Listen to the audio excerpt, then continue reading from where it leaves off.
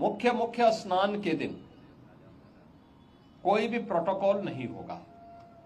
पूज्य संतों के लिए, श्रद्धालुओं के लिए यहां पे स्नान की व्यवस्था के लिए सभी लोग लगेंगे।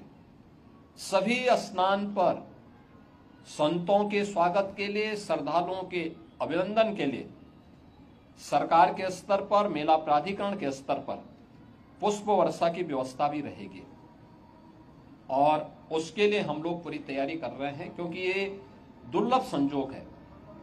उस दुर्लभ संजोग के साक्षी बनने के लिए देश और दुनिया से जो भी श्रद्धालु आएगा उसको उस प्रकार का अवसर मिलना चाहिए।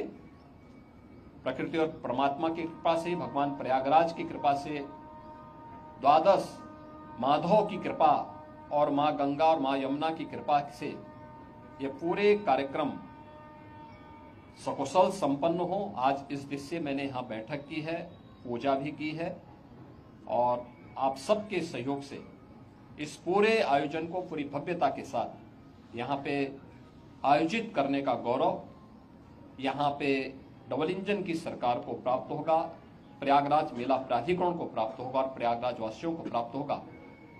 मेरी प्रयागराज वासियों से ये अपील होगी कि स्वच्छता का और आतिथ्य सेवा का जो उदाहरण प्रयागराज ने इससे पहले किया है 2019 के कुंभ में, उससे अच्छा अवसर इस बार उनके सामने आने जा रहा है और हमारा प्रयागराज तो उसके लिए वैसे भी जाना जाता है।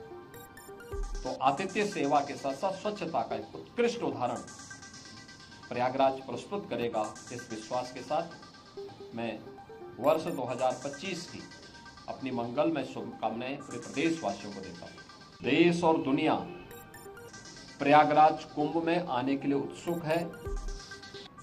उत्तर प्रदेश और देश के इस सबसे बड़े आध्यात्मिक और धार्मिक समागम को अपनी आंखों से देखना चाहता है। 144 वर्ष के बाद महाकुंभ का यह मुहूर्त आ रहा है और इस महा समागम का साक्षी देश और दुनिया बनना चाहता है। इसके लिए हर प्रकार की व्यवस्थाएं डबल इंजन की सरकार ने, केंद्र और राज्य सरकार ने मिलकर के, यहां पे प्रशासन और पुलिस ने मिलकर के, मेला प्राधिकरण के साथ मिलकर के इन सभी कार्यक्रमों को युद्ध स्तर पर आगे बढ़ाने की तैयारी की जा रही है और जनवरी प्रथम सप्ताह तक संस्थाएं भी आ चुकी होंगी, तैयारियां पूरी हो चुकी होंगी।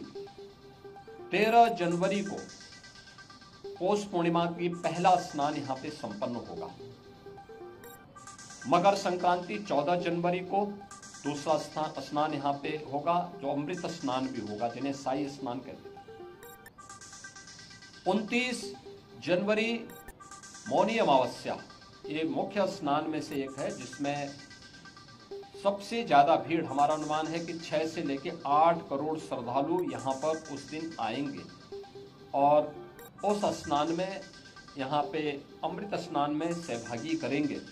यह एक बड़ा आयोजन कुंभ का होगा और एक बहुत पवित्र मुहूर्त भी होगा।